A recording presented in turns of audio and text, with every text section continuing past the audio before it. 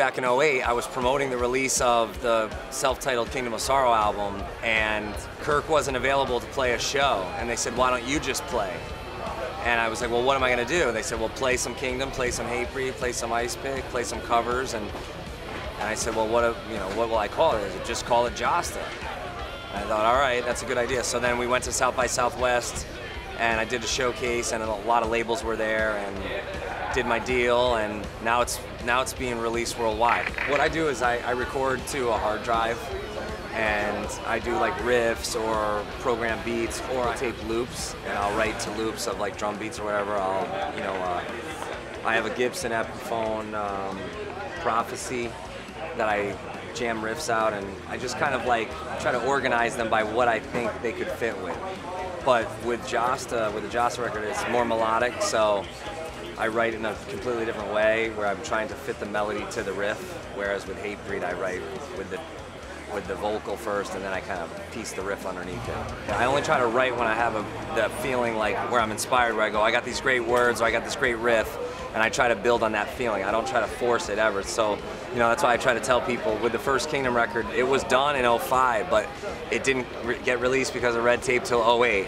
With the last Kingdom, we put it out in last June. So, and with Hatebreed, we had 3 releases come out within a year's time. So it might seem like I'm just cranking records out, but it's all staggered within the whole process. It was cool that I did it, did the little shows, because it proved that it wasn't just another recorded project. It was an actual band.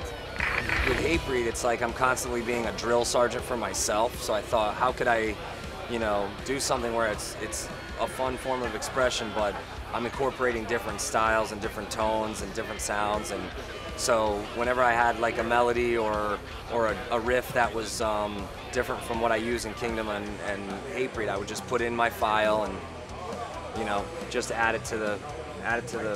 I mean, I had like 20 or 30 songs. It actually got where Nikki and Charlie were like, "Dude, you gotta put it out. Stop obsessing over it and just put it out."